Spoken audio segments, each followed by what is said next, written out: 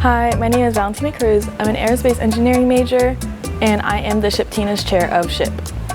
During my senior year, I started my college search, and I was looking at all these engineering schools because I knew I definitely want to do engineering. So I looked at Penn State, VTech, but when I went to University of Maryland, I was like, this is an amazing, huge campus, and a huge campus was definitely something that I was looking for, and I really liked the community that it had.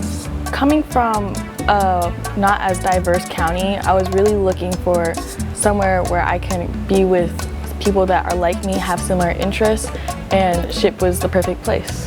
Believe it or not, I used to be a huge introvert, so I was like mute, completely silent. I didn't talk to anybody, but I think as I started venturing out more, exploring, and especially going to college has really helped me open up and be comfortable where I am.